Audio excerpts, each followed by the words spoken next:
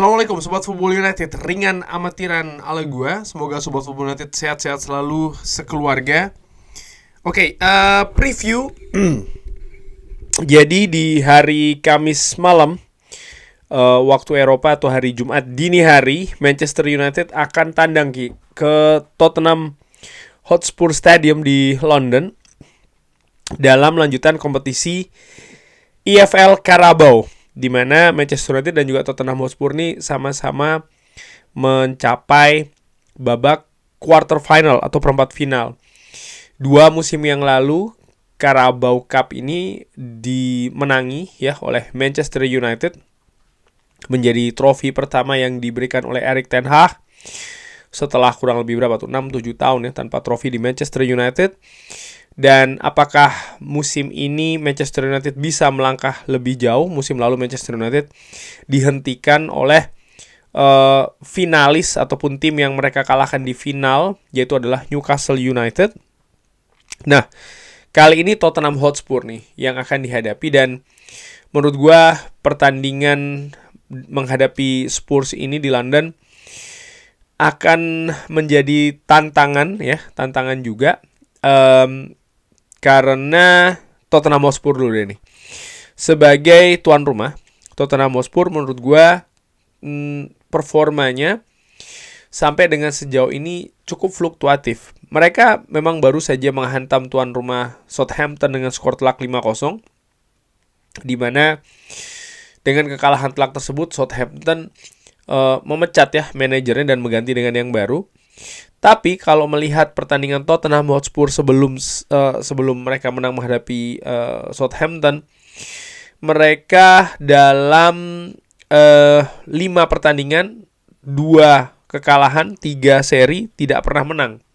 Kemenangan terakhir sebelum menghadapi Southampton itu diraih oleh Tottenham Hotspur sekitar akhir November ketika mereka mengalahkan Manchester City di Manchester dengan skor 4-0 ya pada saat itu. Nah, uniknya Manchester United ini juga baru saja mengalahkan Manchester City di Etihad dengan skor 1-2. Kalau melihat performa, penampilan dan juga hasil dari Manchester United maupun Tottenham Hotspur, menurut gua kedua tim ini sama-sama dalam dinamika yang masih belum pasti nih, naik turun. Tottenham Hotspur di awal musim sempat menyodok ke papan atas, tapi sekarang mereka di Premier League berada di sekitar papan tengah. Kenapa? Yaitu tadi, karena memang hasil-hasil yang kurang positif secara konsisten itu yang mereka raih. Di sisi lain, bagaimana Manchester United dengan Ruben Amorim ya. Mereka menang menghadapi Manchester City, sebelumnya mereka menang menghadapi Victoria Plzen. Tapi Ruben Amorim ini juga masih meraba-raba, masih beradaptasi, masih berusaha untuk bisa mengenali skuadnya lebih bagus, menganalisa, memberikan asesmen, juga memberikan pemahaman kepada para pemainnya. Ini bisa dilihat dari komposisi yang dimainkan oleh Ruben Amorim. Hampir di setiap pertandingan ini selalu berubah-ubah. Ruben Amorim juga di salah satu kesempatan mengatakan bahwa ini bukan hal yang mudah ya, dimana waktu latihan itu sangat sempit, sangat sedikit, sehingga persiapan untuk ke pertandingan, dari satu pertandingan ke pertandingan yang lain itu sangat sempit. Di sisi lain juga kesempatan bagi Ruben Amorim untuk bisa memberikan semacam kayak pemahaman ya, memberikan materi ataupun apapun itu, persiapan terkait dengan sistem permainan yang baru, formasi salah satunya. Ini ya dilakukan sembari musim ini berjalan, sehingga bisa dilihat ya, Manchester United ini komposisinya hampir selalu berubah-ubah.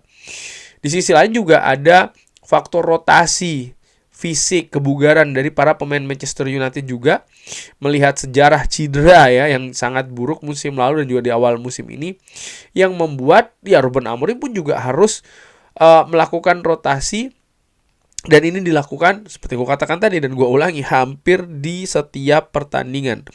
Namun secara keseluruhan kalau melihat dari hasil ya di beberapa pertandingan terakhir, baik itu Manchester United, yang diraih oleh Manchester United dan juga Tottenham Hotspur, sepintas memang Manchester United ini lebih positif dibandingkan dengan tuan rumah Tottenham Hotspur.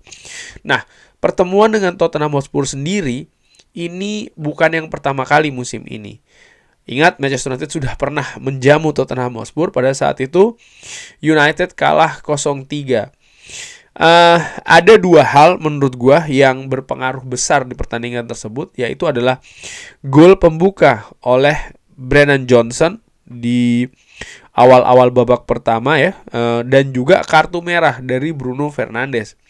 Gol itu tercipta menurut gua karena kedisiplinan yang sangat rendah dari banyak pemain di atas lapangan. Bagaimana Van de Ven ini bisa melakukan soloran ya. Mickey Van de Ven yang merupakan center back pada saat itu bisa overlap hampir tanpa adanya hadangan dari para pemain Manchester United sebelum akhirnya dia bisa memberikan assist kepada Brennan Johnson.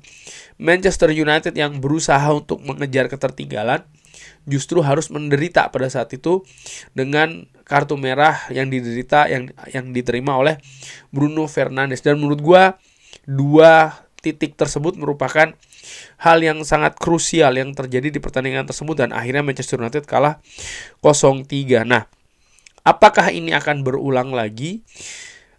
Kedua tim tadi gua katakan ya, ini sama-sama tampil masih belum konsisten.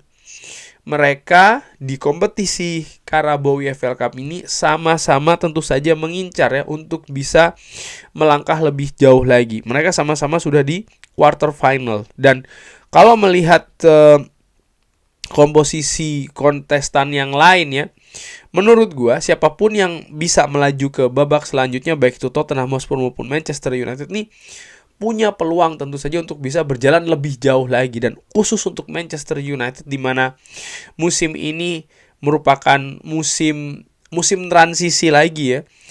2 musim secara berurutan Manchester United berhasil mendapatkan trofi di Carabao dan juga di FA.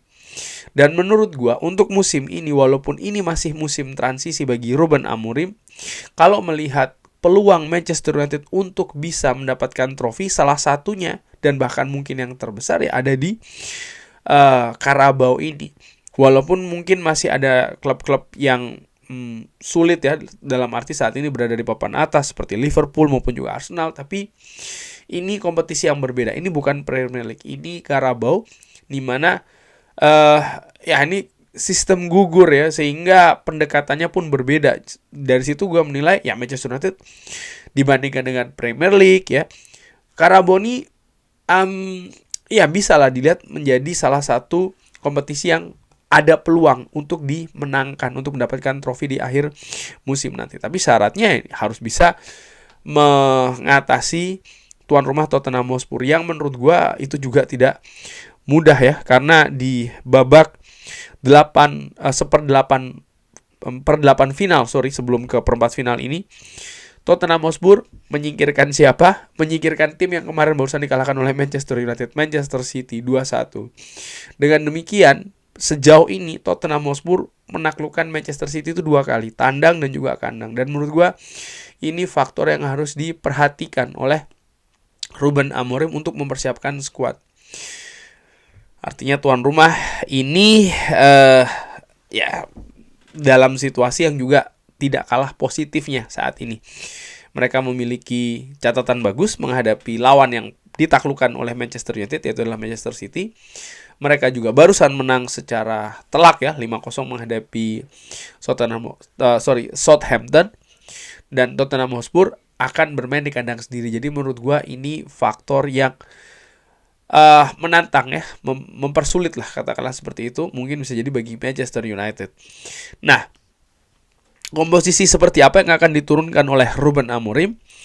Tadi sudah gue katakan ya, bahwa memang Ruben Amorim ini masih menerka-nerka, masih mengasesmen, masih menganalisa, pun juga harus memperhatikan faktor kebugaran dari para pemainnya. Nah, terkait dengan faktor kebugaran, jadwal Manchester United sampai dengan akhir tahun ini itu sangat ketat. 3 hari setelah menghadapi Tottenham Hotspur, mereka akan menjamu Bournemouth, tim yang juga sedang dalam performa positif.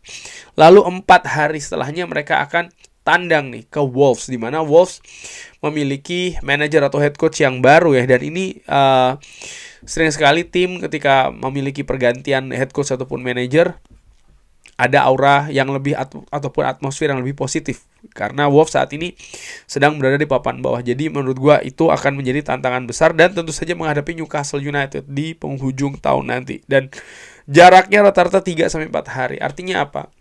Rotasi ini adalah sebuah kewajiban yang nampaknya akan dilakukan oleh Ruben Amorim. Kemungkinan besar seperti itu. Nah, dari situ gua lihat ya, ataupun gua perkirakan akan ada perubahan, tapi tidak juga secara frontal. Menurut gue dengan 11 pemain beda semua, nggak seperti itu juga. Tapi menurut gue akan beberapa pemain diberi kesempatan, mungkin pemain yang tidak mendapatkan menit bermain yang cukup tinggi di pertandingan sebelumnya. Nah, siapa yang akan diturunkan? Gua prediksi penjaga gawang akan ada rotasi. Altay Bayindir yang nampaknya memang lebih diplot untuk Karabau akan diberi kesempatan di sana ya, di penjaga gawang.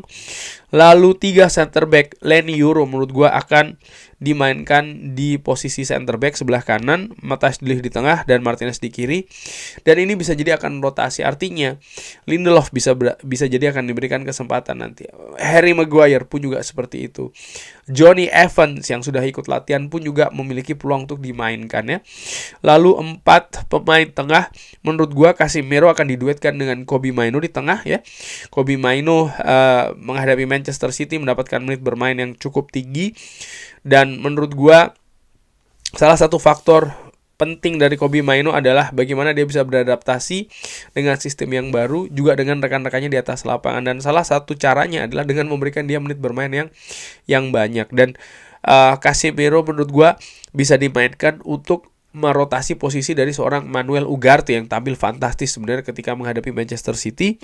Lalu Nocer Mazraoui sebagai bek kanan dan bek kiri Tyrell Malacia. Artinya ada seorang Diogo Dalot yang diistirahatkan dulu. Diogo Dalot bisa jadi akan masuk nanti di babak kedua menggantikan Mazraoui ataupun menggantikan Tyrell Malacia.